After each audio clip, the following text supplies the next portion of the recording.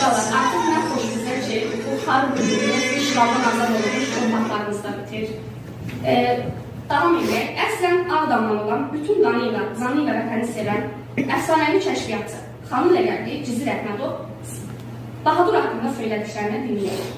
Bahadur bizimlə bir bölmədə, bir qrupda fəal cəsur döyüşçü kimi bir çox uğurlu döyüşlərdə iştirak etmişdir. Biz 1993-cü il avqust-sentyabr aylarında 700 saylı hərbi hissənin kəşfiyyat bölməsini yaratdıq.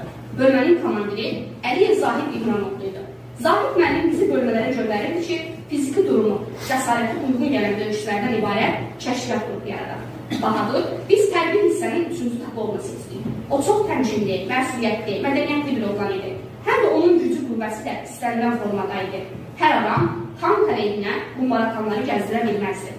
Ehtiyac olanda ondan düşmən tankının qorunması üçün istifadə etməkdə hər kəsin işi deyildi.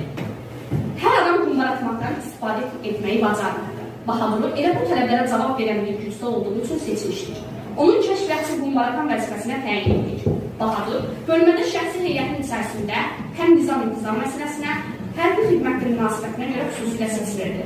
Bölməmizdə mənim bildiyimə görə 50-60 nəfər şəxsi heyət vardı. Çox səsi, düşmən arxasına keçə bilən, düşmənlə üz-üzə gəlib, rəşadətlə döyüşə bilən gücdə olmasa da, içərimizdə 15 nəfər belə adam var idi ki, onlar həqiqətən kəşfiyyatçı olaraq bu işin öhdəsindən gəlirdi. Həmin o dediyim arxayınlıqla güvənilə bilən oğullardan biri də Bahadur idi. Bahadur bizimlə bir neçə uğurlu əməliyyatlarda iştirak etmiş, qəfil düşmən mövqelərinə, obyektlərə basının planlarını həyata keçirmişdi. Fidan. Sən vətən oğluydun, vətən qeyrətli, sənin igidliyin hər yerdə bəlli, gedərdin hamıdan öndə irəli, igid şəhidsən, elin bahadır, şəhiddir ölməyək bilin bahadır. Dedin ki, Qarabağ daradı gedir, oradan gəlməlidir mənim də səsim. Dözmərəm işğalda qalib elin, gəlib kəşfiyyatçı yolladın sənə, ağır döyüşlərdən keçdin vətənə. Atın qardaş deyib sənə haylayır, məzarın üstünə qərənfil qoyur, hər yana gəlsən yoxlayır, igid şəhidsən, elin bahadır, şəhidlər ölməyib bilin bahadır.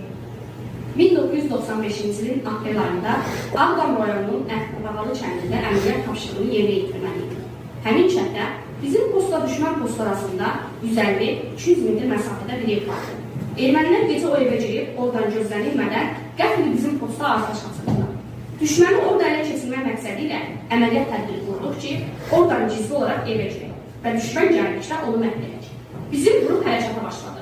Mən və 3 nəfər qrup üzvü həmin istiqamətdə irəlilədik. Kiçik bir